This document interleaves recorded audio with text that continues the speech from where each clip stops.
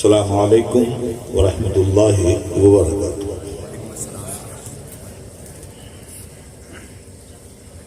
نحمده ونصلی علی حبیبہ الکریم، الحمد للہ الحمد للہ وکفی وسلام علی عبادہ الذین اصطفی، اما بعد، اعوذ باللہ من الشیطان الرجیم، بسم اللہ الرحمن الرحیم۔ اقرأ باسم ربک الذی خلق،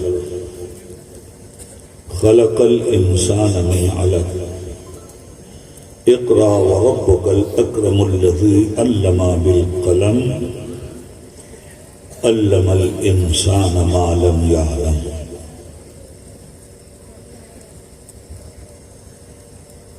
او کما قال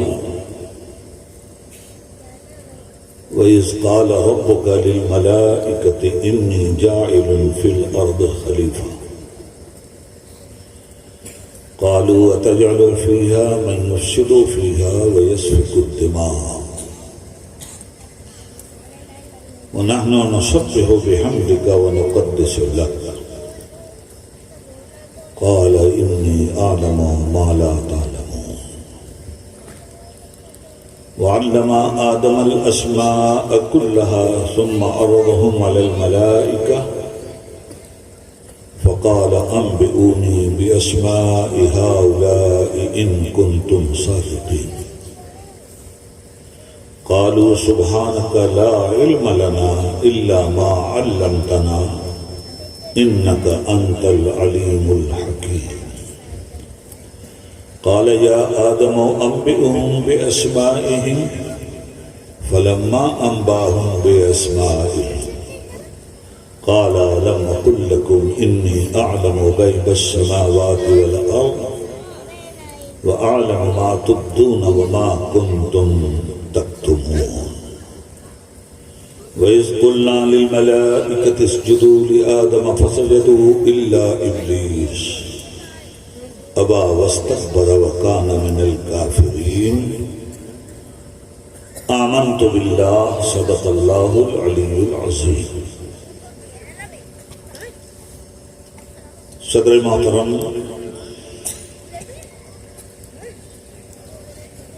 معمار ملت،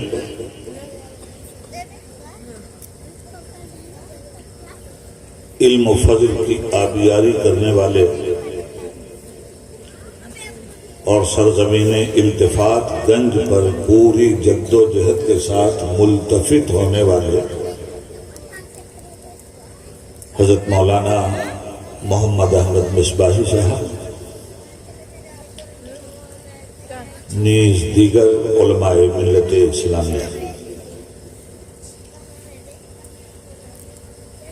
التفات گنج کی دھرتی پر تشریف فرما ہونے والے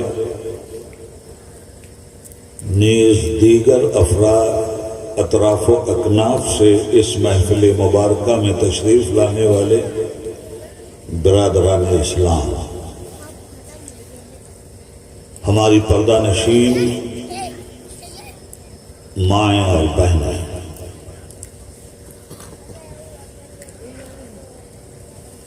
تین بار درود پاک پڑھ لیجئے تو ہم گفتگو کا آغاز کریں۔ بآواز بلند پڑھیے اللہم صلی علی محمد وعلی آل محمد کما صلیت علی ابراہیم وعلی آل ابراہیم انک حمید مجید۔ اللہم بارک علی محمد وعلی آل محمد کما بارکت علی ابراہیم وعلی آل ابراہیم انک حمید مجید۔ صلی اللہ علی النبی الامی وآلہ صلی اللہ علیہ وسلم، صلاۃ و سلاما علیک یا رسول اللہ وسلم علیک یا حبیب اللہ۔ برادران اسلام،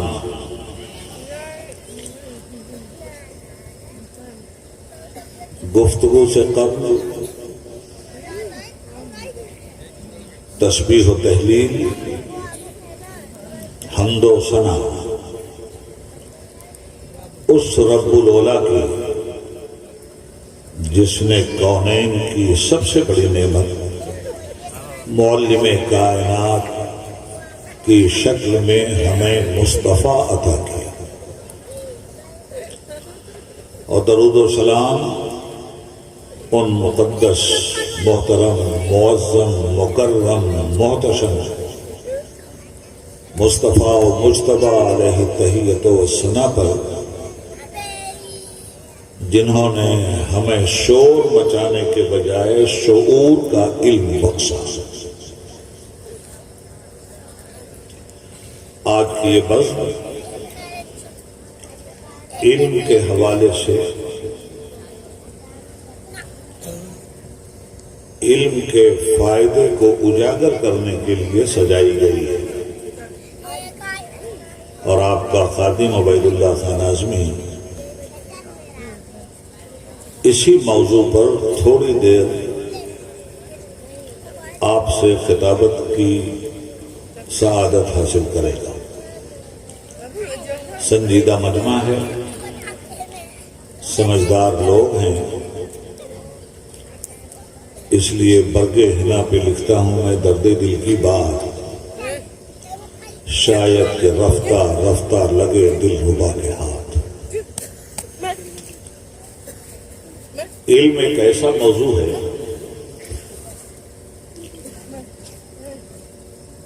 جیسے دنیا کے سارے ہوش مند انسانوں نے اپنے سینے سے لگا رکھا ہے۔ وہ لوگ جنہیں انسان اور جانور کی تمیز ہے،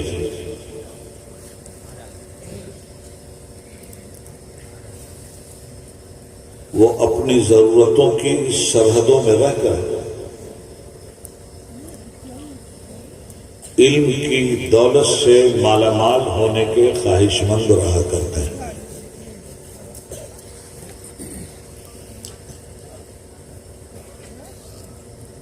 دنیا کی کوئی کمیونٹی ایسی نہیں ہے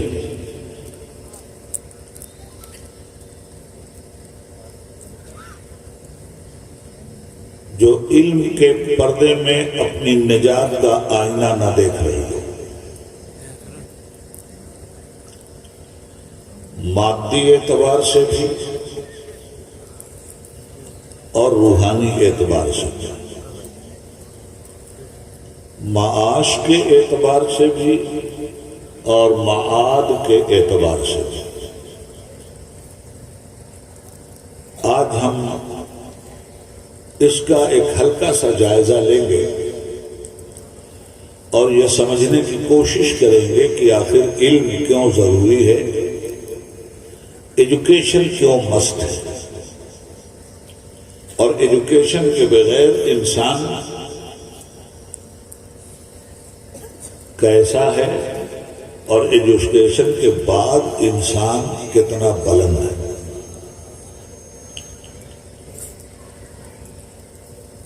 جن لوگوں کو ایجوکیشن سے شغف ہے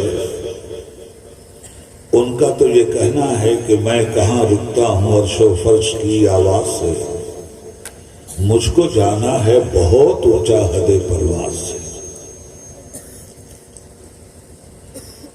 آج ہم رات کے 12:40 پر آپ سے بات کر رہے ہیں۔ رات اندھیروں کی امین ہوا کرتی، دن اجالوں کا نگہبان ہوا کرتا، شب دیجور کے سناٹے کائنات کی ہلچل کو روک دیا کرتے ہیں، اور دن کے اجالے رکی ہوئی حرکت میں برکت پیدا کرنے کی ہلچل پیدا کر دیا کرتے ہیں۔ قرآن کریم نے بھی اس طرف اشارہ کیا، وَجَعَلْنَا اللَّيْلَ لِبَاسًا وَجَعَلْنَا النَّهَارَ مَعَاشًا۔ ہم نے رات بنائی تمہارے آرام کے لیے اور دن بنایا تمہارے کام کے لیے۔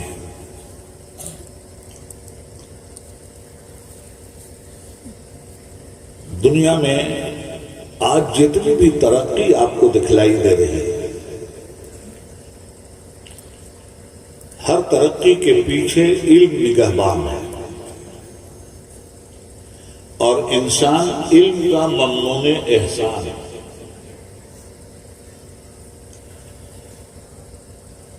اس رات کے اندھیرے میں جو رات کی فطرت ہے کہ کچھ دکھائی نہ دے، کچھ سجھائی نہ دے، مگر رات کی فطرت کا نظریہ الٹ گیا ہے۔ اس وقت رات بھی ہے، اندھیرے کی نمائندہ رات، اس کے باوجود ہم آپ کو دیکھ رہے ہیں، آپ ہم کو دیکھ رہے ہیں۔ اس رات میں بھی آپ ہمیں پہچان رہے ہیں، ہم آپ کو پہچان رہے ہیں۔ جب رات تو چھپنے چھپانے کی چیز ہے، پھر اس رات میں ایسا کیا ہوا کہ یہ رات نہ ہمیں چھپا سکی نہ آپ کو چھپا سکی؟ ہم بھی رات میں چھپے ہوئے ہیں اور آپ بھی رات میں چھپے ہوئے ہیں، ایک دوسرے کو دیکھ بھی رہے ہیں، پہچان بھی رہے ہیں۔ کون کس صف میں بیٹھا ہے اسے گننے کی بھی صلاحیت رات میں موجود ہے۔ آخر وہ کون سی شے ہے جس نے شب دیجور کے سناٹوں کو توڑ دیا؟ اس چیز کا نام ہے روشنی۔ پر سوال یہ ہے کہ یہ روشنی شب دیجور کے سناٹوں کو توڑنے میں جو ممد و معاون ثابت ہوئی، یہ روشنی کس کی مرہون منت ہے؟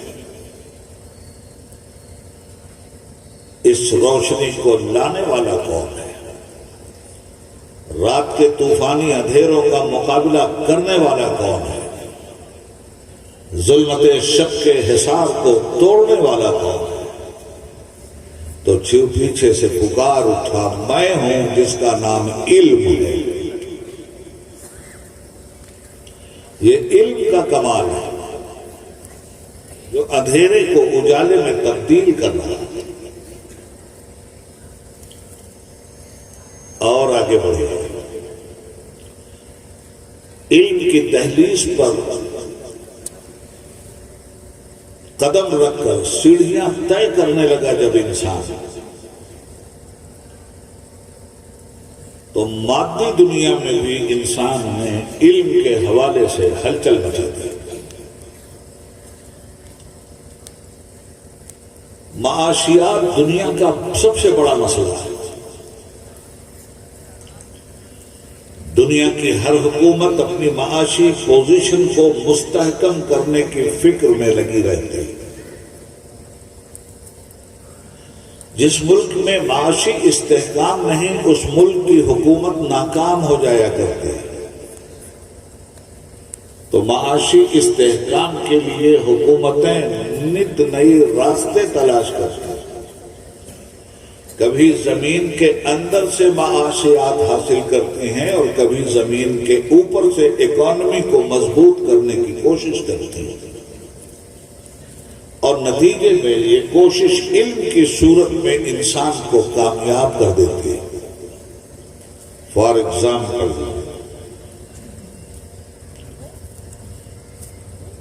یوپی کی سرزمین تو معدنیات سے تقریباً خالی ہے، مگر بہار جو دو حصوں میں بٹ گیا اور اس کا ایک حصہ جھارکھنڈ کہلایا، وہ زمینی معدنیات سے اس قدر مالا مال ہے جس کے فیضان سے پورا ملک فائدہ اٹھا رہا ہے۔ ایک جنگل تھا، ایک ویران زمین تھی، اس زمین پہ ایک انسان پہنچا، اس نے زمین کی مٹی اٹھائی اور سونگ لی،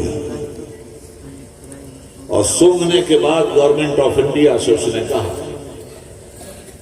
آپ کی غریبی کو امیری میں تبدیل کرنے کا جوہر میرے پاس ہے، اگر آپ مجھے موقع دیں اور اپنا سرمایہ لگانے کے لیے تیار ہوں تو میں اس زمین کے نیچے سے ایسی چیز نکال کے دے دوں گا کہ ملک مالا مال ہو جائے گا۔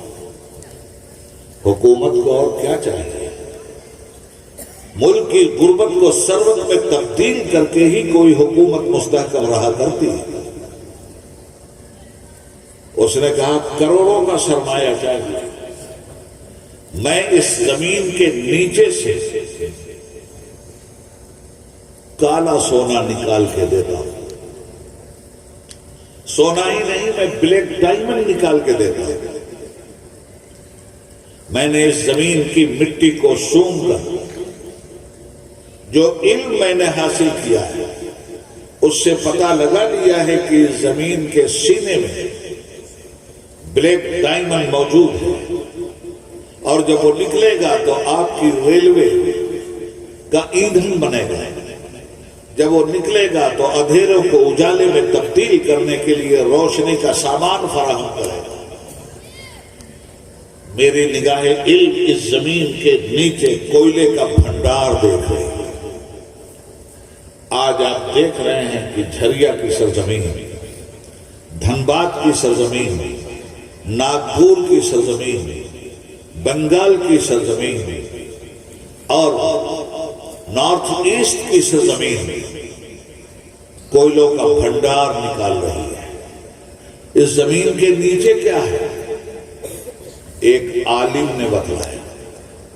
ہم لوگ اس غلط فہمی کا شکار رہ گئے کہ صرف مدرسوں میں پڑھنے والے ہی عالم ہوا کرتے ہیں۔ اس غلط فہمی سے ہمیں باہر نکلنا چاہیے۔ جی، مدرسوں میں پڑھنے والے بھی عالم ہیں، مگر وہ انجینئر بھی عالم ہے جسے زمین کا علم ہے۔ اور عالم کے ماننا کیا ہے؟ عالم کے مانا ہے جانکار، جو دین کی جانکاری حاصل کرے اسے ہم عالم دین کہتے ہیں، اور جو دنیا کی جانکاری حاصل کرے اسے ہم عالم دنیا کہتے ہیں۔ واہ واہ۔ حضرات گرامی، اسی طرح دنیا نے علم سائنس کے حوالے سے ترقی کا وہ زینہ طے کر دیا کہ زمین پہ رہنے والے آسمانوں کی باتیں کرنے لگے، زمین پہ رہنے والے خلاؤں میں اڑنے کے لیے پرواز تولنے لگے، اور دھیرے دھیرے اسی علم کی سیڑھی سے چل کر یہ انسان 1967 میں چاند کی دھرتی پہ اپنا قدم جمانے میں کامیاب ہو گیا۔ یہ ہے علم۔ بے شک 21ویں صدی کے شامیانے میں ہندوستان کا مسلمان بیٹھا ہے۔ اسے غور کرنے کی ضرورت ہے کہ یہ علم کے کتنی سیڑھیاں چڑھا ہوا ہے اور علم کے کتنے پائیدان کو اس نے سر کیا۔ آج دنیا چاند پہ کمند ڈال چکی ہے، سورج کی شعاؤں کو گرفتار کر رہی ہے، مریخ پہ جانے کی تیاری ہے، زمین کے اندر بھی پاتال تک ریسرچ کر رہی ہے، اور فلک کی دنیا میں بھی اس انسان نے ایک ہلچل علم کے ذریعے پیدا کر دیا ہے۔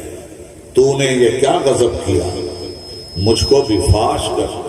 واہ رے اقبال، اللہ کی رحمتیں ہیں تیری تربت پر۔ کہتے ہیں تو نے یہ کیا کر دیا، مجھ کو بھی فاش کر دیا۔ میں ہی تو ایک راز تھا سینہ کائنات میں، حور و فرشتہ ہیں اسیر میرے تخیلات میں، میرے وجود سے خلل تیری تجلیات میں۔ جب تک یہ انسان علم لے کر دھرتی پہ نہیں آیا، یہ دھرتی خاموش تھی۔ اس پہ کوئی چہل پہل نہیں، اس کے سینے میں خنجر ڈال کر اس کے سینے سے نشتر کے ذریعے معدنیات کو اچھالنے والا کوئی نہیں تھا۔ فضا بالکل پرسکون تھی، زمانے میں ہلچل کی کوئی سونامی اچھال لینے کے لیے تیار نہیں تھی، مگر جو ہی یہ آیا اس نے وہ ہلچل پیدا کر دی کہ آج ہوائیں کہہ رہی ہیں ہم تو آزاد گھوم رہے تھے، تو نے ہمیں غلام کر دیا۔ آج فضائیں کہہ رہی تھیں ہماری آزادی پہ کوئی قدغن نہیں تھا، مگر اے انسان تو نے ہمیں اسیر کر دیا۔ آج زمین کہہ رہی ہے کہ ہماری مسکینیت پہ تم نے اپنے علم کے اثر کا وہ جادو پیدا کر دیا جس کے ذریعے ہماری حیثیت تبدیل ہوتی ہوئی چلی گئی۔ آج سمندر کہہ رہا ہے کہ ہماری بھونچالی حرکتوں پر کائنات عالم کی دیگر اشیاء پناہ مانگتی تھی، مگر اے انسان جہاز چلا کر تو نے ہمارا سینہ چاک کر دیا ہے۔ آسمان کا چاند بلبلا رہا ہے کہ چندہ ماما دور کے پڑھ کر کے لوگ جاہل لوگ کہانی بیان کرتے تھے، آج اس عالم انسان نے چاند پہ اپنے قدم رکھ دیے ہیں۔ سورج کی تابناک روشنی چیخ رہی ہے کہ ہمارے وجود پہ کنٹرول کرنے والی دنیا کی کوئی مخلوق نہیں تھی، مگر جب سے یہ عالم انسان پیدا ہوا ہے ہماری سواؤں کو بھی تسخیر کر کے ہمیں اپنا غلام بنا چکا۔ واہ واہ واہ واہ، بے شک یہ ہے علم۔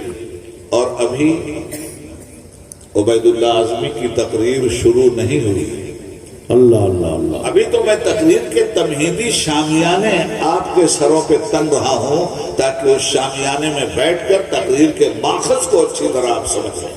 واہ واہ، حضرات یہ ہوائی جہاز کن پڑھے لکھے لوگوں نے بنایا؟ کسی جاہل نے نہیں بنایا ہے، رائٹ بردرز نے بنایا ہے، دو بھائی تھے۔ آج ہم بامبے سے لکھنؤ 2 گھنٹے میں سفر کر لیتے ہیں،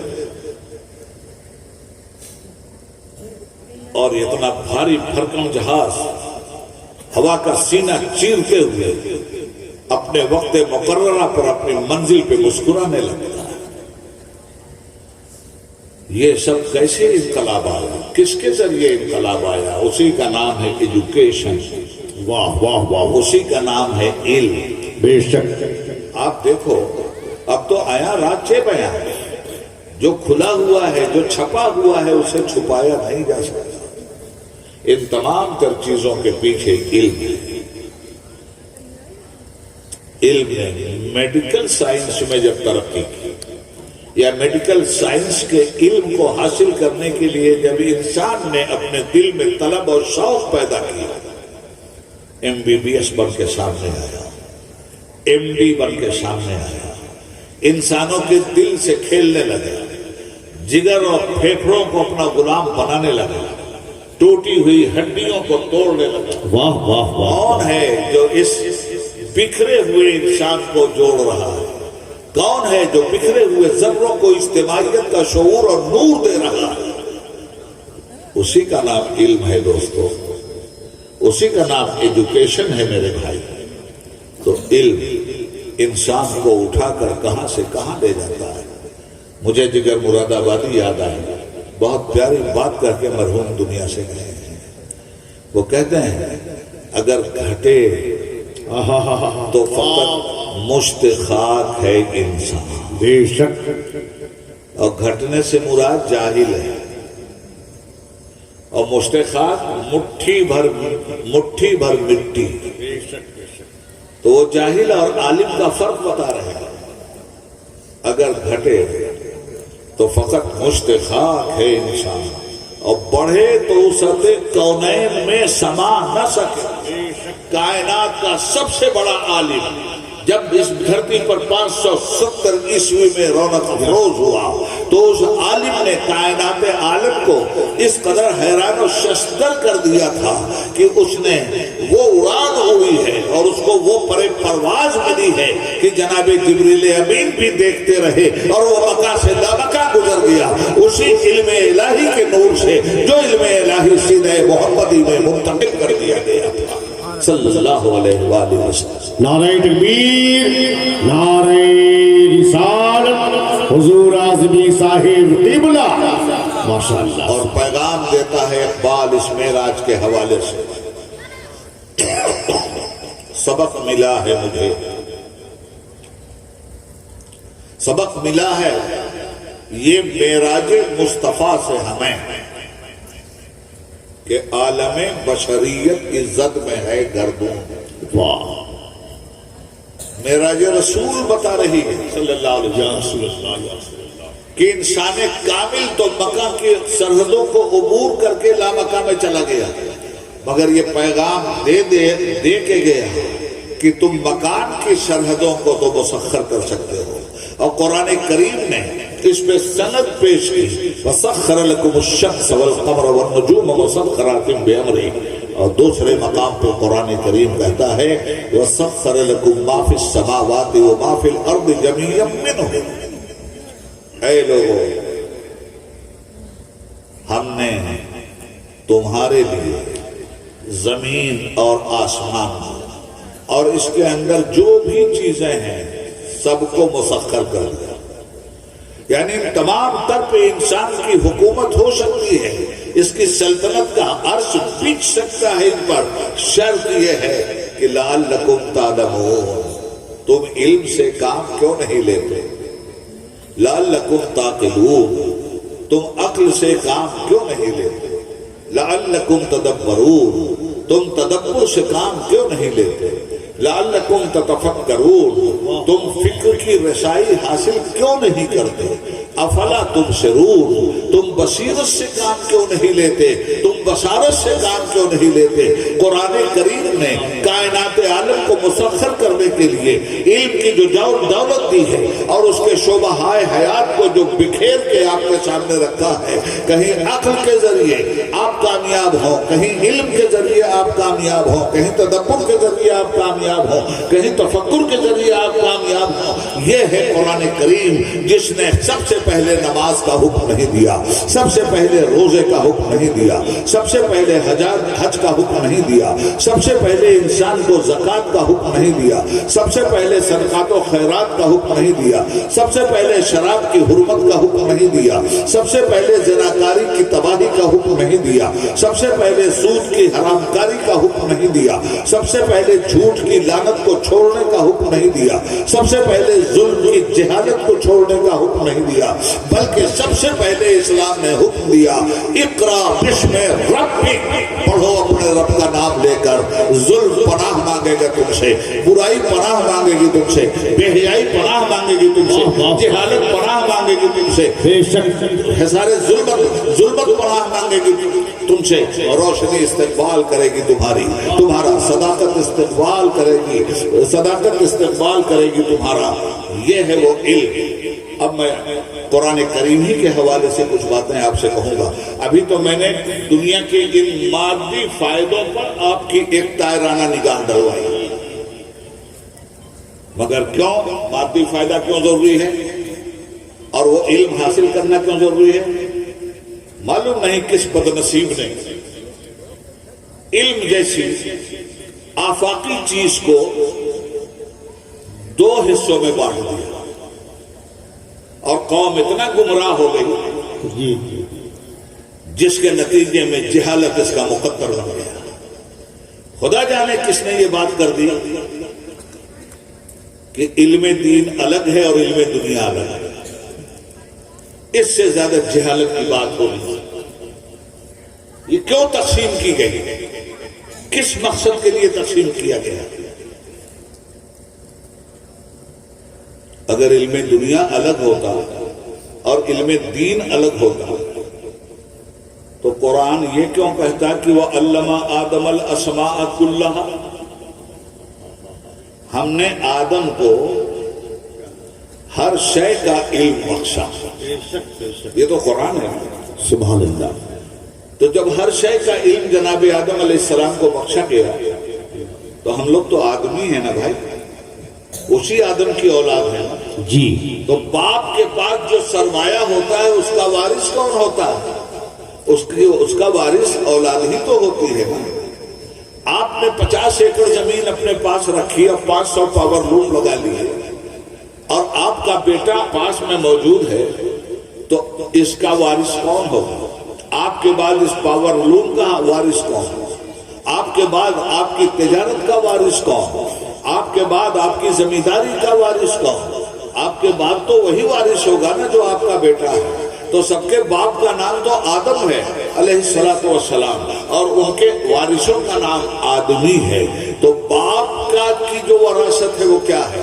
باپ کی وراثت ہے علم۔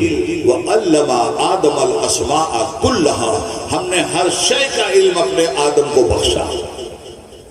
مفسرین فرماتے ہیں کہ صرف ہر شے کو جاننے کا علم نہیں دیا گیا کہ اس کو جان لو آدم یہ لاؤڈ اسپیکر ہے، اس کو تو انہوں نے جانا ہی نہیں۔ علم اتنا ہی نہیں دیا گیا، علم یہ دیا گیا کہ آدم یہ بھی جانے کہ یہ لاؤڈ اسپیکر ہے اور آدم یہ بھی جانے کہ یہ لاؤڈ اسپیکر کام کیا کرتا ہے، دور تک رہنے والوں کو یہ آواز پہنچاتا ہے۔ آدم چیز کا نام بھی جانتے تھے اور چیز کا کام بھی جانتے تھے، اسی کا نام عالم ہے۔ واہ واہ حضرات، اب وَعَلَّمَ آدَمَ الْأَسْمَاءَ كُلَّهَا، تو جب ہر شے کا علم اللہ نے بخشا انہیں اور ہر شے کے جانکار وہ ہو گئے، تو اب مجھے آپ بتائیے کہ باٹنی شے ہے یا نہیں؟ میتھ چیز ہے یا نہیں؟ جغرافیہ چیز ہے یا نہیں؟ الجبرا چیز ہے یا نہیں؟ فلکیات کا علم چیز ہے یا نہیں؟ چاند ستارے چیز ہیں یا نہیں؟ دریا پہاڑ چیز ہے یا نہیں؟ جنگل منگل چیز ہے یا نہیں؟ جب یہ ساری چیزیں چیز ہیں اور سب کا علم آدم علیہ السلام کو ملا اور آدم علیہ السلام کا وارث آدمی ہے، تو آدم کو جو علم دیا گیا تھا وہ دین دنیا میں بانٹا گیا تھا۔ آدم علیہ السلام کو جو علم دیا گیا تھا علم مطلق دیا گیا تھا۔ ہاں، شریعت آدم کے ساتھ، شریعت نوح کے ساتھ، شریعت موسیٰ کے ساتھ، شریعت عیسیٰ کے ساتھ، شریعت محمدیہ کے ساتھ یہ سارے علوم اگر حاصل کیے جائیں اور یہ سارے علوم شریعت محمدی کے تابع ہو کر کے اپنی زندگی گزاریں تو کوئی علم دنیا نہیں کہلائے گا، ہر علم دین کہلائے گا۔ واہ واہ واہ واہ، زندہ باد۔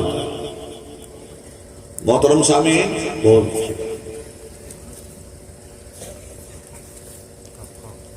ہم نے جب علم کو دنیا اور آخرت میں بانٹا نہیں تھا تو دنیا کو سب سے زیادہ فائدہ مسلمانوں نے پہنچایا تھا۔ جب مسلمان نے دین حاصل کیا تھا اور مسلمان کی حیثیت سے سائنٹسٹ بنا تھا تو مسلمان نے وہ دیا دنیا کو جس دی ہوئی دولت کو آج کے لیٹسٹ سائنسدانوں نے چھپایا، اور آپ کو تو فکر ہی نہیں تھی۔ آپ تو آج بھی بے پرواہ، آپ کے دین پہ حملہ ہو رہا ہے، آپ بے فکر ہیں، آپ کے وقت کی دولت لوٹی جا رہی ہے، آپ کے خلاف پارلیمنٹ میں بل لایا جا رہا ہے، آپ کی شریعت پہ حملہ کیا جا رہا ہے، مگر وار مسلمان، دلی جامع مسجد پہ گیا میں تو مسلمان ملی نہاری پہ مست ہے، لکھنؤ پہنچا میں تو مسلمان کلچا اور نہاری میں مصروف ہے۔ علم ہمارے ماحول سے غائب ہے۔ حکومت مدرسوں کے نام کا پروپیگنڈا کر کے دنیا کو گمراہ کر رہی ہے، اور مسلمان کا حال یہ کہ علم دنیا تو چھوڑ دیجیے، علم دین جو سب سے پہلے ہمارے لیے ضروری تھا۔ آج یہ مدرسے کے بچے سامنے بیٹھے ہوئے ہیں، کتنے مدرسے ہیں آپ کے پاس؟ آپ کو نہیں معلوم، مجھے معلوم ہے۔ اور پورے ہندوستان میں کتنے مسلمان ہیں یہ تو آپ کو معلوم ہے۔ 20 کروڑ، 25 کروڑ، 30 کروڑ سے کم ہندوستان میں مسلمان نہیں ہے۔ گورنمنٹ کے یہاں بھی آنکڑا 20 کروڑ کا آ گیا ہے۔ تو جب آپ 20-25 کروڑ اس ملک میں ہیں تو 20-25 کروڑ مسلمانوں کے بچے اسکولوں میں ہوتے تو ہم ان کا فیگر جان سکتے کہ مسلمانوں کے کتنے بچے کالجوں میں علم حاصل کر رہے ہیں اور کتنے بچے مدرسوں میں علم حاصل کر رہے ہیں۔ تو کالجوں میں کتنے حاصل کر رہے ہیں اس کا ڈاٹا تو نہیں ہے میرے پاس، مگر مدرسوں میں کشمیر سے لے کے کنیا کماری کی سرحدوں تک اور گجرات کی وادی سے لے کر بنگال کی کھاڑی تک مسلمانوں کا سروے ہے میرے پاس۔ دین کی تعلیم، قرآن کی تعلیم، حدیث کی تعلیم، فقہ کی تعلیم، علم عرفان کی تعلیم، خدا کے دین اور اسلام کی تعلیم حاصل کرنے والے ان 20-25 کروڑ مسلمانوں میں صرف 4% مسلم بچے قرآن و سنت کی تعلیم حاصل کر رہے ہیں آل اوور انڈیا۔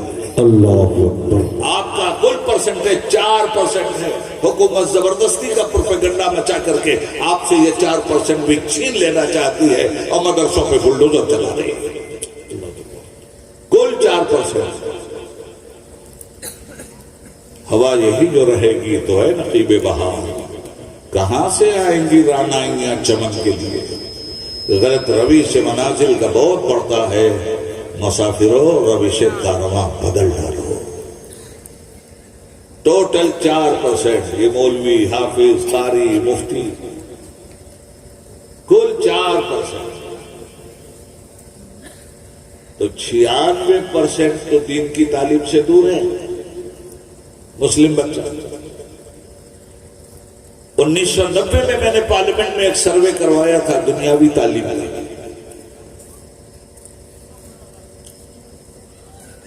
1990 میں 5ویں کلاس میں ہم 10% تھے، 90% 5ویں کلاس تک بھی نہیں گئے۔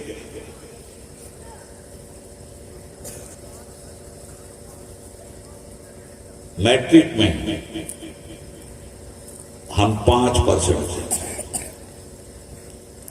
گریجویشن میں ہم 2% تھے، ہائی ایجوکیشن میں ہم 0/سناٹا تھے۔ ایک ٹھوکر لگی 1992 میں، تو تھوڑی ہلچل ہمارے اندر پیدا ہوئی بابری مسجد کی شہادت کے بعد۔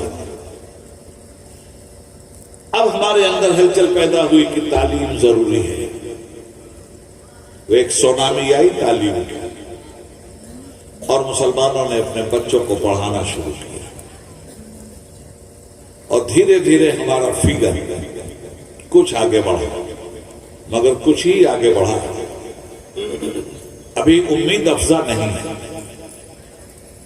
5ویں کلاس تک گئے تو اسکول چھوڑ دیا، ہائی اسکول تک گئے اس کے بعد چھوڑ دیا، انٹر کیا اس کے بعد چھوڑ دیا، بی اے میں انٹر ہونے کے لیے تیار ہی نہیں ہوئے، چھوڑ گئے، کوئی ٹیکنیکل ہنر بھی حاصل نہیں کیا۔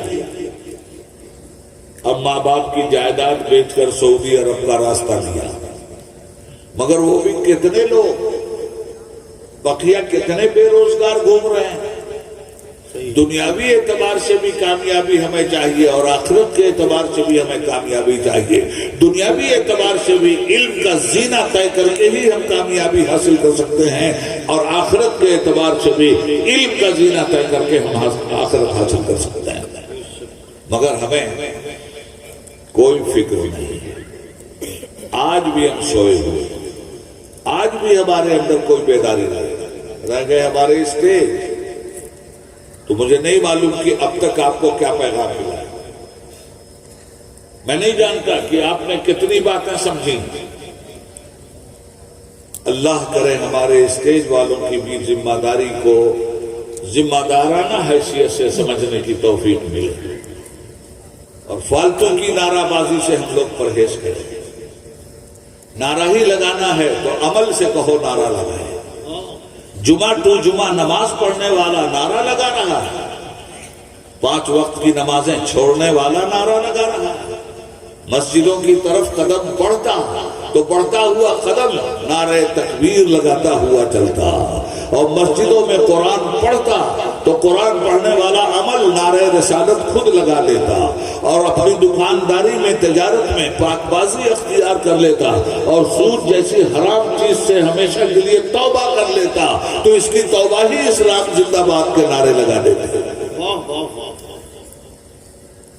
میں جب کہتا ہوں کہ یا اللہ میرا حال دیکھ، حکم ہوتا ہے کہ اپنا نام ہے اعمال دیکھ۔ علم ذلت کے حصار سے نکال کر عزت کی راہ کا مسافر بناتا ہے۔ اور قرآن کریم نے ہر طرح کا علم ہمیں دیا۔ سائنس کا علم قرآن نے ہمیں دیا، Thank you, sir. انجینئرنگ کا علم قرآن نے ہمیں دیا، میڈیکل سائنس کا علم قرآن نے ہمیں دیا۔ اجی آخری بات کہہ دوں، چاند پہ جانے کا بھی علم ہمیں قرآن نے دیا، ہمیں قرآن پڑھا نہیں۔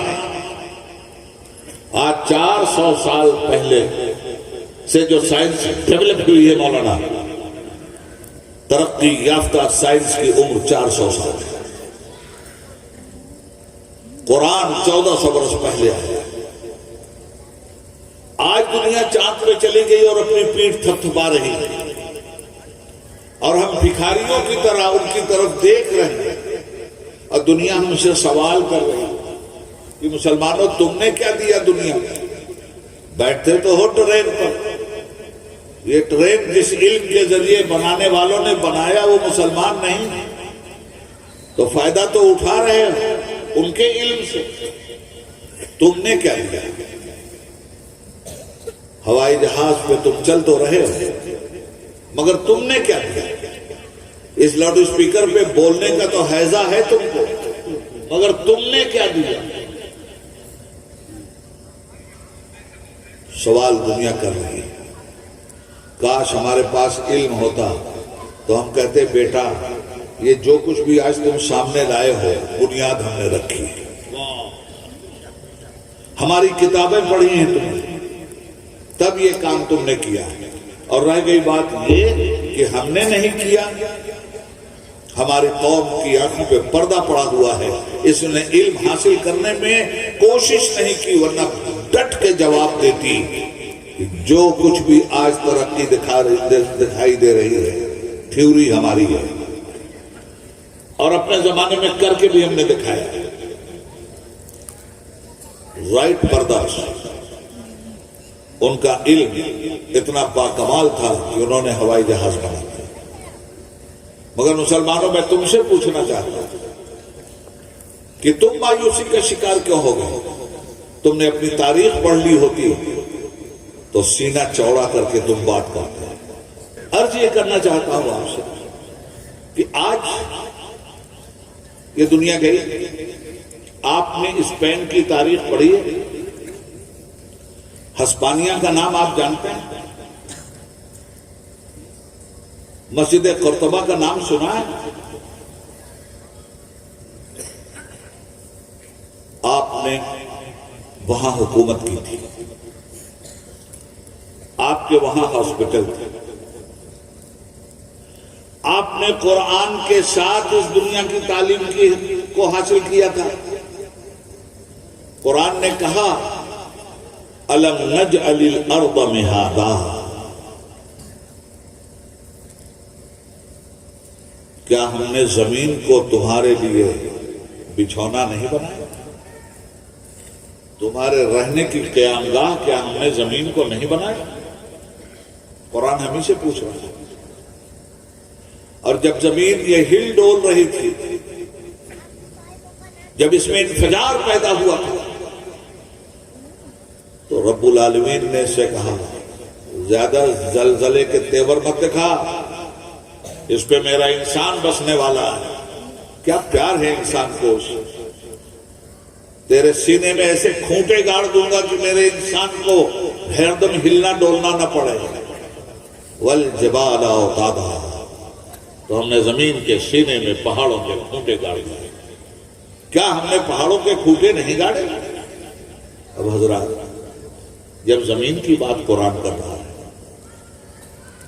تو زمین کے بارے میں علم ہونا چاہیے نا ہمیں، کہ اس زمین پہ ہم کیوں بسائے گئے، اس کیوں کا پردہ کون اٹھاتا ہے؟ علم۔ یہ زمین ہمیں کیا کیا فائدے دے گی، یہ فائدے کو کون پہچانوا رہا ہے؟ زمین کے علم پہچانوا رہا ہے۔ اللہ کہہ رہا وَأَنزَلَ مِنَ السَّمَاءِ مَاءً، ہم نے آسمانوں سے پانی برسایا۔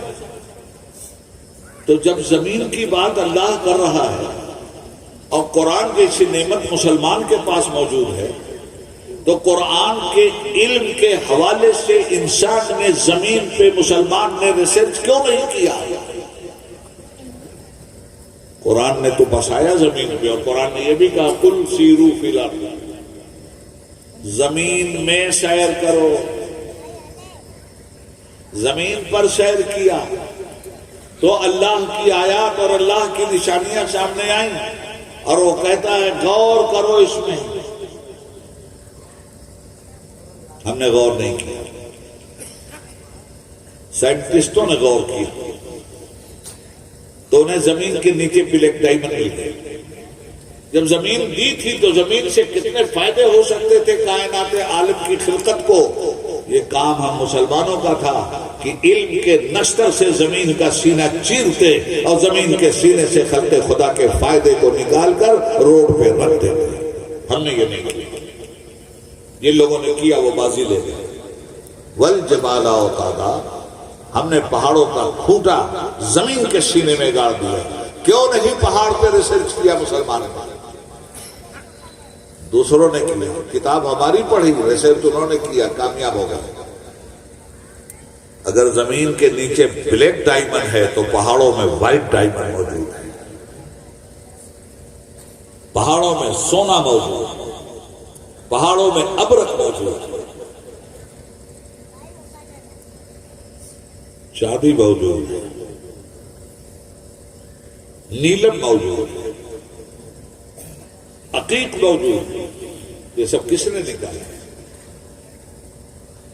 اللہ نے یہ دیا تھا ہم کو، اور کہہ دیا تھا علم سے کام لو، تم خود بھی فائدہ پہنچاؤ گے دنیا کو اور اپنی آل اولاد کو۔ بھول گئے؟ وَخَلَقْنَاكُمْ أَزْوَاجًا، ہم نے ہر شے کو جوڑا جوڑا پیدا کیا۔ کیوں نہیں اس جوڑے جوڑے پہ بحث ہوئی؟ کیوں نہیں اس کے پیچھے پلٹ کر کے علم کا ناخن تدبیر لیا گیا؟ تو حضرات دنیا بھر کی مثالیں میں آپ کو دے سکتا ہوں، کم سے کم 1000 آیتیں قرآن کریم کی صرف سائنس سے بحث کرتے ہیں۔ ان فی خلق السماوات والارض واختلاف اللیل والنہار لآیات لأولی الالباب، بے شک زمین اور آسمان کی پیدائش میں، بے شک رات اور دن کے متغیر ہونے میں، الٹنے پلٹنے میں پڑھے لکھے لوگوں کے لیے ہماری بڑی نشانیاں ہیں۔ تو جب پڑھائی نہیں تو نشانی کیا دیکھیں گے؟ کیوں رات آتی ہے؟ کیوں دن آتا ہے؟ کیوں سورج چھپ جاتا ہے؟ کیوں چاند سورج سے روشنی مستعار لے کے 14ویں کی رات میں چمکنے لگتا ہے؟ اس کیوں سے پردہ اٹھانا قرآن جیسی نعمت پانے والی قوم کا کام تھا۔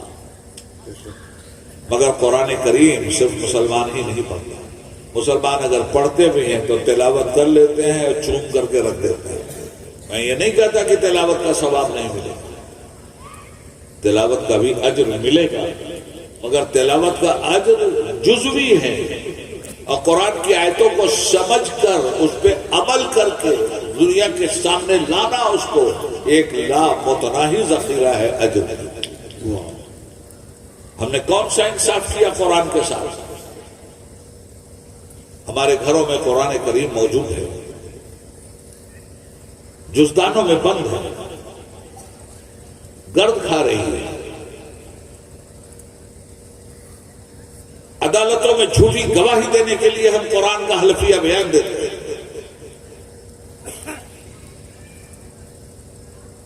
یا میت کے ایصال ثواب کے لیے تلاوت کر کے فاتحہ پڑھا۔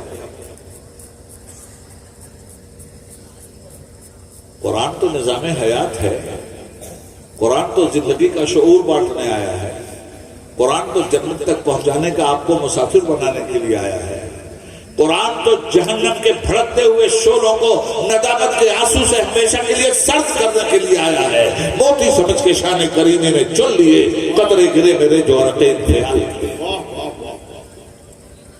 کون سا انصاف ہم نے کیا قرآن کے ساتھ؟ اب رہ گئی مسجدیں،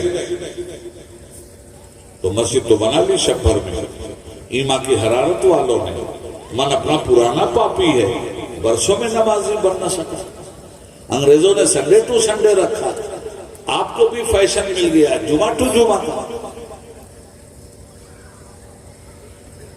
تو ہم لوگ رسمی مسلمان بن کے رہ گئے،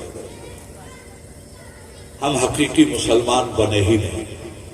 یاد رکھیے گا، جہاں ظلم ہوگا وہاں اسلام نہیں ہوگا، اور جہاں اسلام ہوگا وہاں ظلم نہیں ہوگا۔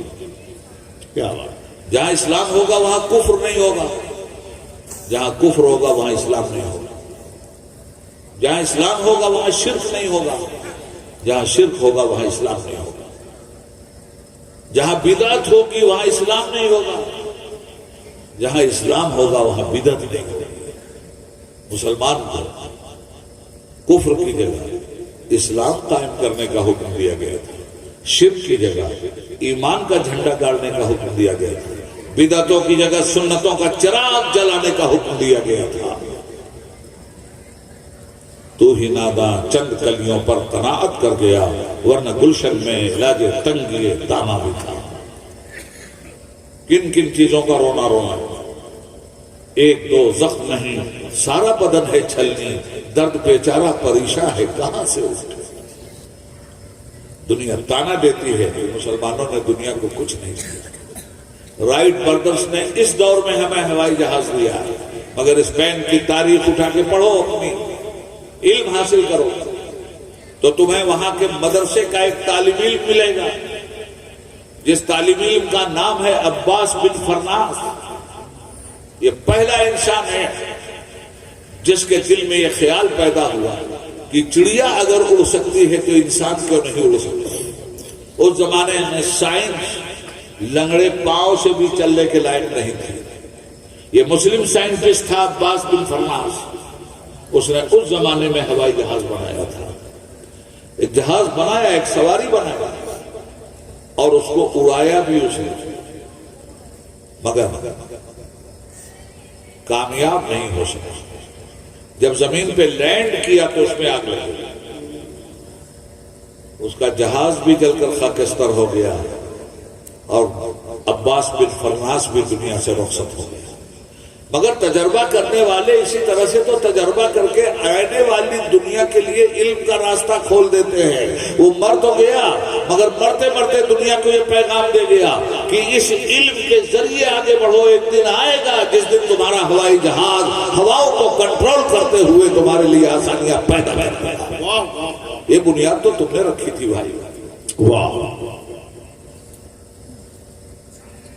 مگر تمہیں اپنی تاریخ کا اندر ہے۔ چاند پہ جانے کی بات یقیناً بہت بڑا کارنامہ ہے علم سائنس کا۔ کتنا تجربہ ہوا، کتنی جانیں گئی ہیں چاند پہ جانے کے سلسلے میں، کتنے مال و اسباب برباد ہوئے ہیں چاند پہ جانے میں۔ پہلے رشیا نے ایک کٹیا بھیجا تھا، اس کا نام تھا لائکا کٹیا۔ اس کے بعد انسانوں کا تجربہ ہوا۔ چاند پر پہنچنے سے پہلے بے شمار سائنٹسٹوں نے اپنی جان دے دی، خلا میں وہ ناکام رہے، مگر کوشش کرتے رہے، اور نتیجے میں جولائی 1967 چاند پہ انسان نے اپنا قدم رکھ دیا۔ اس دور کا ایک سب سے بڑا کارنامہ، اور اس کے پیچھے علم، اس کے پیچھے ایجوکیشن، اور ایجوکیشن پہ عمل ہے، تب یہ کامیابی ملی۔ ہم حیرت سے دیکھ رہے ہیں، کاش ان سائنٹسٹوں نے جو آج قرآن پڑھ رہے ہیں، آج سائنٹسٹوں کا مزاج یہ بن گیا ہے کہ پہلے تو یہ بالکل منع کر دیتے، مگر اب وہ یہ کہہ رہے ہیں کہ یار جو ریسرچ ہم کر رہے ہیں پہلے سے قرآن میں موجود ہے۔ تو اب سائنس کے علم کا اصول کیا ہے؟ سنو، سائنس کے علم کا اصول ہے اقدام و خطا، کوشش کرنا، چھپی ہوئی چیزوں کو باہر لانا اور ثابت کر دینا انسان کے نفع کے لیے۔ مگر یہ ریسرچ مکمل طور پر انمٹ نہیں ہوتی. جیسے ڈارون نے ریسرچ کیا اپنے علم کے حوالے سے کہ انسان دراصل بندر تھا،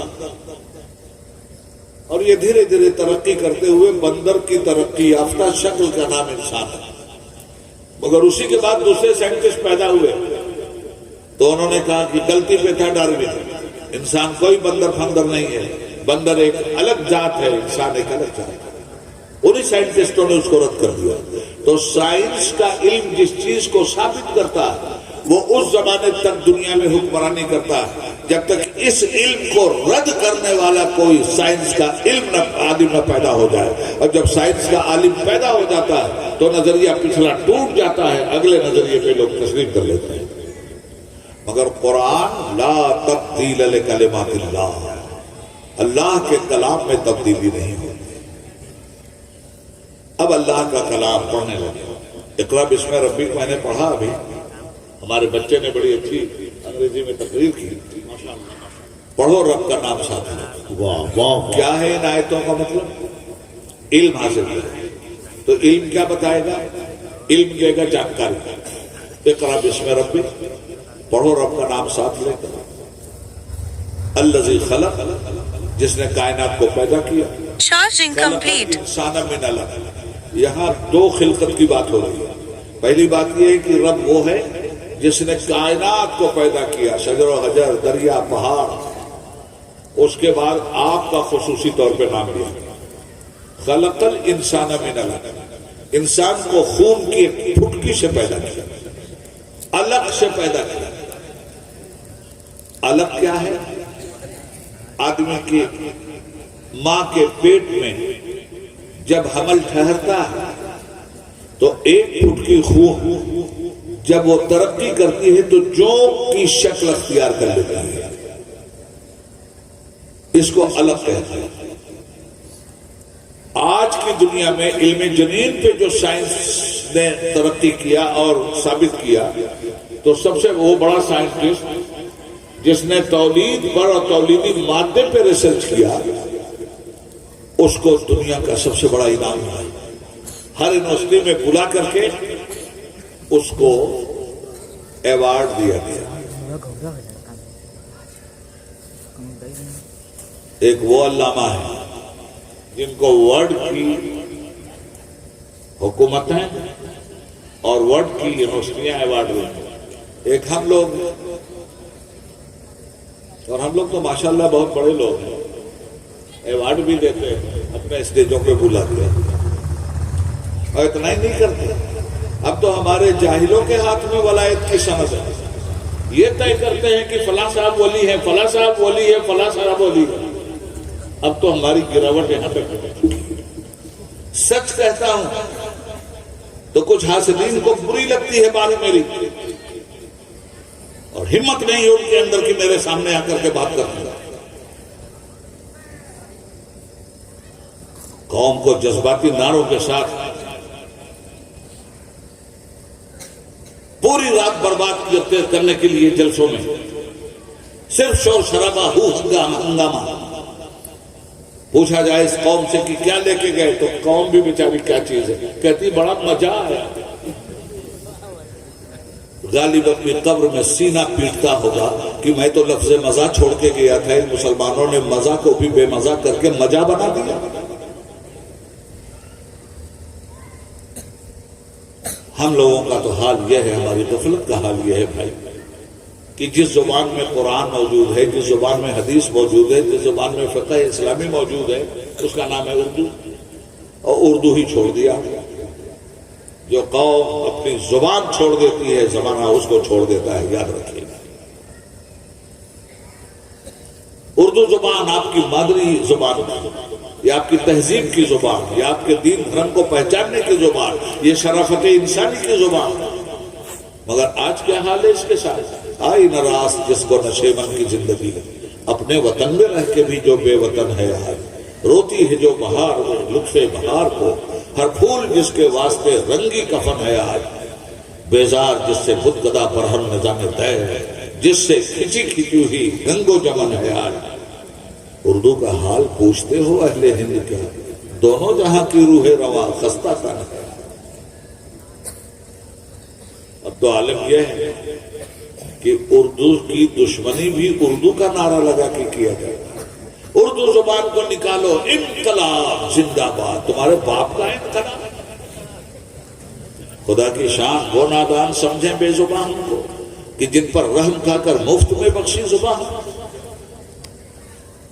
تو وہ انگریز عالم سائنس کا جدہ میں کنگ عبدالعزیز یونیورسٹی میں آیا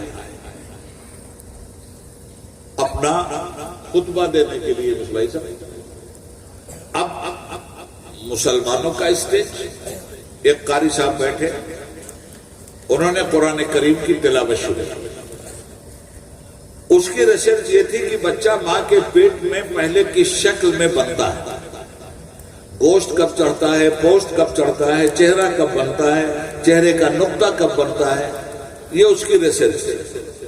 بڑا کام تھا۔ علم کی خدمت اس نے کی، علم نے انعام اس کو دیا۔ تو جب یہ قاری صاحب بیٹھے پڑھنے قرآن کریم، تو انہوں نے یہی 5 آیتیں پڑھی۔ اقرا بسم ربک الذی خلق، خلق الانسان من علق، اقرا وربک الاکرم الذی علم بالقلم، علم الانسان ما لم یعلم۔ پڑھو رب کے نام سے جس نے کائنات پیدا کیا، جس نے انسان کو خون کی ایک پھٹکی سے الگ سے پیدا کیا، جس نے انسان کو قلم کا علم بخشا، اس مہربان کے نام سے پڑھو، اس مہربان کے نام سے علم حاصل کرو جس مہربان نے انسان کو وہ علم عطا کیا جو نہیں جانتا تھا۔ جب یہ آیتوں کا ٹرانسلیشن ہوا انگریزی میں، تو سائنٹسٹ نے اپنا سر پھوڑ دیا۔ اب بار بار یہ پوچھتا رہا، کیا واقعی یہ قرآن ہے؟ کیا صحیح بات ہے کہ یہ قرآن ہے؟ تو اسے قرآن دکھایا بھی گیا، سنایا بھی گیا۔ سر پیٹ کے جو بات کہی اس نے وہ سن لیجیے۔ اس نے کہا کاش ہماری سائنس نے قرآن 1400 برس پہلے پڑھ لیا ہوگا تو اتنی دیر اس ریسرچ میں نہیں ہوئی ہوگی۔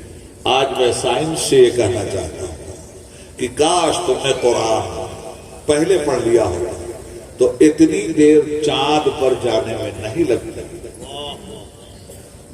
قرآن نے تو کہا ہے کہ انسان چاند پہ جائے گا۔ کتنے لوگوں کو معلوم؟ پڑھنے والے جانتے ہیں نا، پڑھانے والے جانتے ہیں۔ اسی قرآن میں انسان چاند پر ضرور جائے گا۔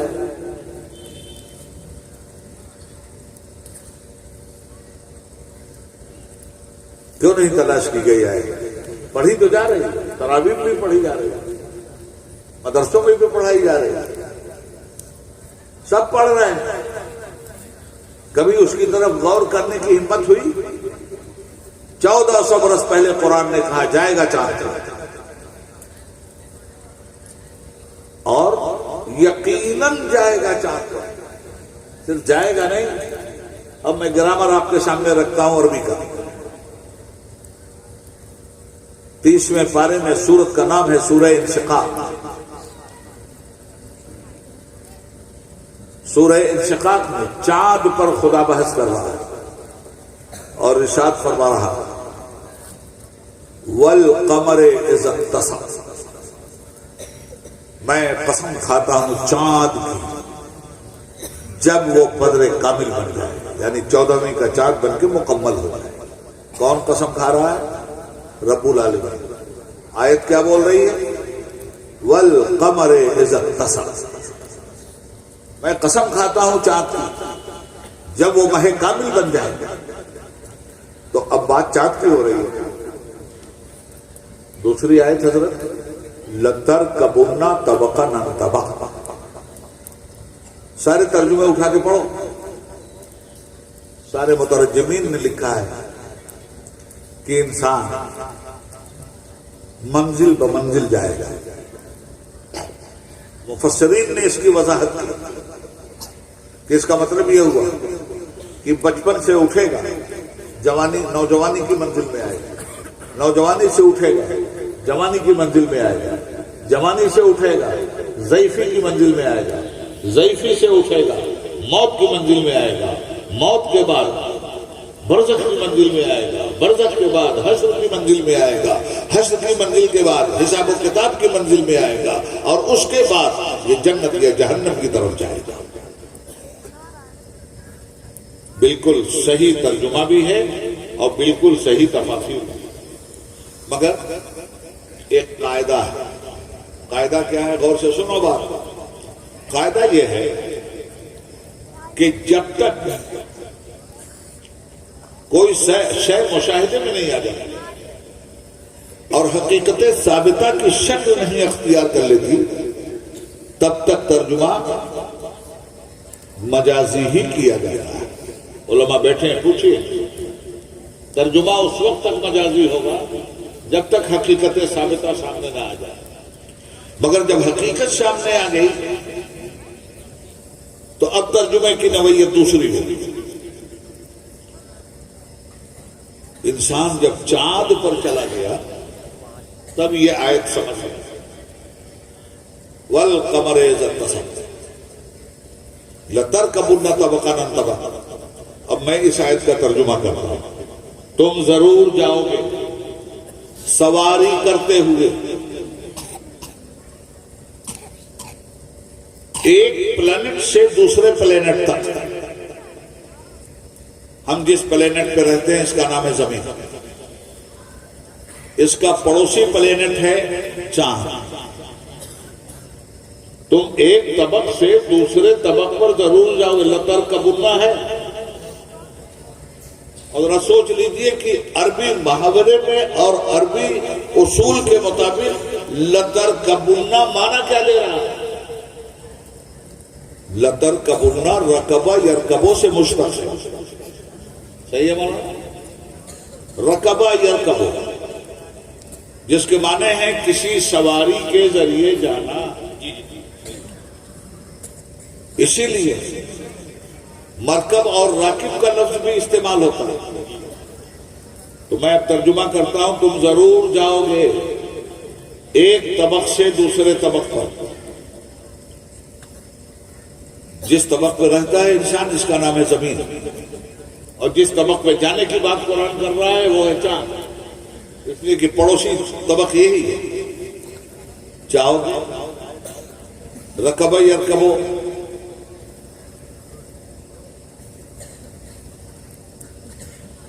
سواری کرتے ہوئے۔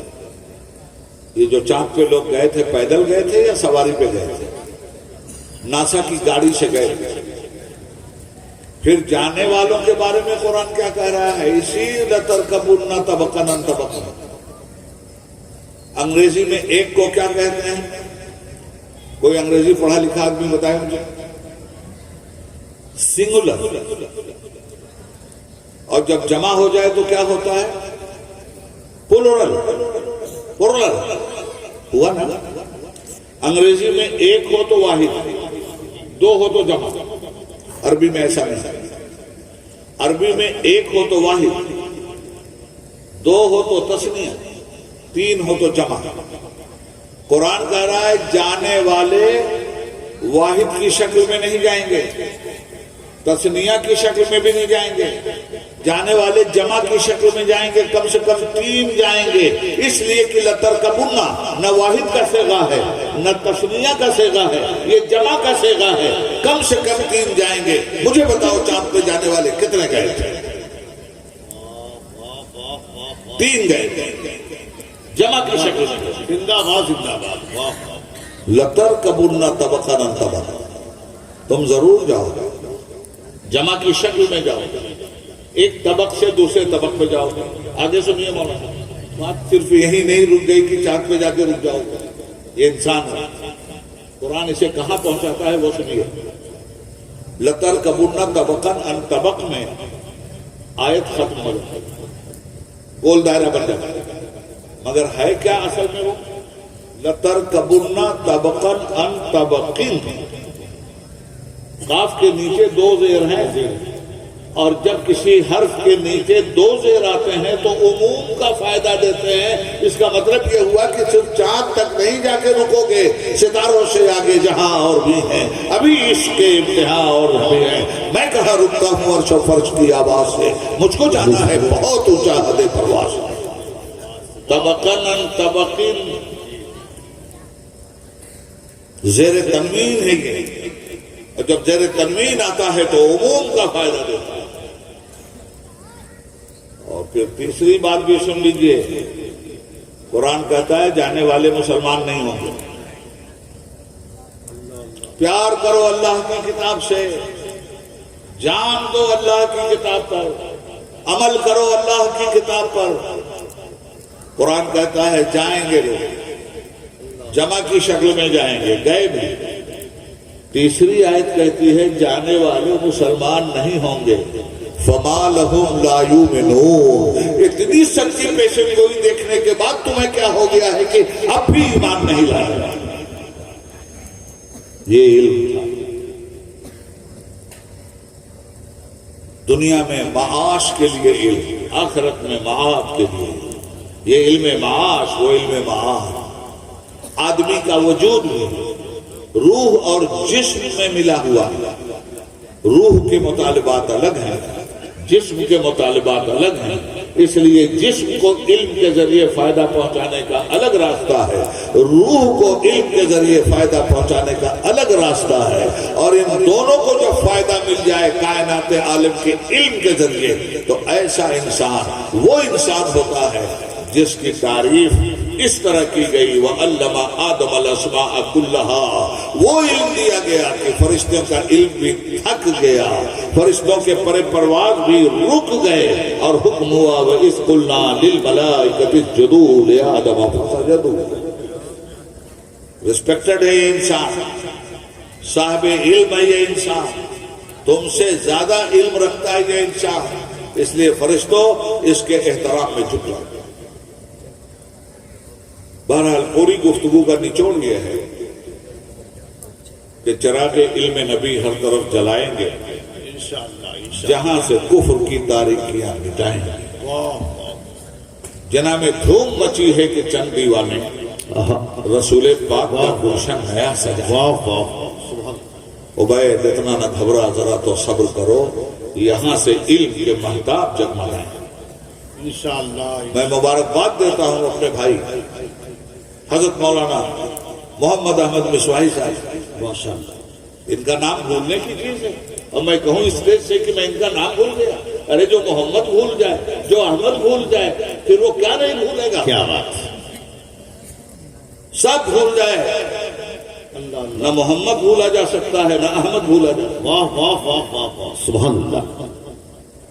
بے شک حضرات، میں سمیع میں قلب سے مولانا کو مبارکباد دیتا ہوں.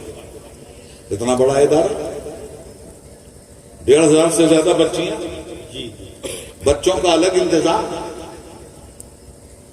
علم دنیا بھی اور علم آخرت بھی، معاشی اعتبار سے بھی جینے کا حوصلہ دے رہے ہیں، اور آخرت کی کامیابی کے لیے بھی راستہ دکھا رہے ہیں. اور کیوں نہ دکھائیں، اس نام کی برکت ہے ان کے پاس. سبحان اللہ سبحان اللہ. اس نام نامی کے ساتھ یہ جڑے ہوئے ہیں. لب پہ آ جاتا ہے جب نام جناب، منہ میں گھل جاتا ہے شہد نایاب. سبحان اللہ. وجل میں آ کے ہمیں جاں بیتاب اپنے لب چوم لیا. سبحان اللہ. یہ تو نام ہی ایسا ہے کہ محمد کہو اور لبوں کو چوم. یا رسول اللہ. اور پھر ایک بات اور کہوں، اور بہت ڈھنگ سے سننا، گمراہی مت پھیلانا. یہ اس میں پاک محمد تو ایسا ہے یا رسول اللہ صلی اللہ علیہ وسلم صلی اللہ علیہ وسلم کہ ایک چیز ایسی ہے دوستو کہ اللہ کہے تو نہ ملے، محمد کہے تو مل جائے. فتویٰ مت لگانا کہ میں مشرک ہو گیا، ورنہ اگر یہ فتویٰ مجھ پہ لگایا تو سب پہ لگے گا. ہم ٹھوک کے کہتا ہوں کہ ایک چیز ایسی ہے کہ اللہ کہے تو نہ ملے، بار بار اللہ اللہ کہو نہیں ملے، ایک بار محمد کہو مل گئی. واہ. جانتے ہو کیا چیز؟ یہ تمہارے ہونٹ ہے، کرو اللہ اللہ اللہ اللہ اللہ اللہ، ملے ایک مرتبہ محمد کو چپک گئے. اس کا یہ مطلب نہیں کہ اللہ کہنے سے اللہ نہیں ملتا. میں تو یہ بتانا چاہتا ہوں کہ خود میرے رب نے اپنے محبوب کا نام ایسا رکھا ہے کہ میرے محبوب کا نام لو تو یہ کھلے ہوئے لب بھی آپس میں چپک جاتے ہیں. اللہ اللہ کہو تو یہ لب نہیں ملتے. میں نے یہی تو کہا تھا کہ ایک چیز ایسی ہے کہ لاکھ اللہ اللہ کہو نہیں ملتے. یہ لب ہے آپ محمد کہو ملتا ہے. تو اللہ تعالیٰ نے اپنے حبیب کا نام ایسا رکھا ہے. آسمانوں میں وہ احمد، زمین پہ محمد. احمد وہ جو اللہ کی اتنی تعریف کرے جتنی تعریف پوری کائنات مل کے نہیں کر سکتی، اور محمد وہ جس کی اللہ اتنی تعریف کرے کہ زمانہ مل کر کے اس کی اتنی تعریف نہیں کر سکتا. یہ ہے محمد، یہ ہے احمد. بولنے کی چیز ہے. عرض یہ کرنا چاہتا ہوں، ذرا بات بہت کہہ دی میں نے، بہت سن لیا آپ نے. اگر ہو سکے تو اس پہ عمل کیجیے. اپنے بچوں کو پڑھائیے، مسجدوں سے جوڑیے ان کو، قرآن کریم کی صحیح تعلیم دیجیے ان کو. آیت پڑھیں تو آیت کا مطلب بھی سمجھیں، اور مطلب بھی سمجھایا جانا چاہیے. صرف پڑھنے ہی سے کچھ نہیں ہوگا. پڑھنے کے بعد دوسری منزل آتی ہے عمل کرنے کی. قرآن بولے گا آپ کے عمل سے، قرآن دکھلائی دے گا آپ کے عمل سے، قرآن کی روشنی ملے گی دنیا کو آپ کے عمل سے. عمل سے زندگی بنتی ہے، جنت بھی جہنم بھی. خاکی اپنی فطرت میں نہ نوری ہے نہ ناری ہے. بہت باتیں کرنی ہم نے. علم کی طرف آئیے، اس ادارے کو مضبوط کیجیے. پوری طاقت سے حضرت مولانا محمد احمد مصباحی صاحب کا ساتھ دیجیے. آپ کے علاقے کی یہ امانت ہے، آپ کے لیے یہ ایک نعمت ہے. یہ ادارہ آپ کے لیے نعمت غیر مترقبہ کی حیثیت رکھتا ہے. میں اس ادارے کے سارے مدرسین کو، ملازمین کو، معاونین کو قلب کی اتھاہ گہرائیوں سے مبارکباد دیتا ہوں، اور اللہ سے دعا کرتا ہوں کہ پروردگار اس ادارے کو دن دگنی رات چوگنی ترقی عطا فرما. اور اخیر میں اپنے رب کی بارگاہ میں فقیرانہ ہاتھ اٹھا کے دعا کرتا ہوں. کرسی چھوڑنے سے پہلے ہمیشہ میں نے یہ دعا کی ہے، آج بھی آپ کے سامنے یہ دعا کرتا ہوں کہ یا اللہ جو کچھ بھی میں نے تیرے بندوں کو سنایا ہے، جو میری زبان سے حق نکلا ہے وہ تیری طرف سے، اور اگر میری پوری تقریر میں مجھ سے غلطی اور خطا ہوئی ہو تو میری کم علمی کا نتیجہ ہے. یا اللہ کرسی چھوڑنے سے پہلے تیرے بندوں کو گواہ بنا کر، اگر شریعت اسلامیہ کے مزاج میں کسی طرح سے میری گفتگو سے خرابی آنے کا ڈر ہو، یا شریعت کا مزاج بگڑ رہا ہو، مجروح ہو رہا ہو، تو یا اللہ تیری شریعت میرے لیے مقدم ہے. میں تیرے بندوں کو گواہ بنا کر کھلی ہوئی توبہ کرتا ہوں اور پڑھتا ہوں استغفر اللہ ربی من کل ذنب واتوب الیہ. اللہم انی ظلمت نفسی ظلما کثیرا ولا یغفر الذنوب الا انت فاغفر لی مغفرۃ من عندک وارحمنی انک انت الغفور الرحیم. یا حی یا قیوم برحمتک یا ارحم الراحمین. اللہ حافظ.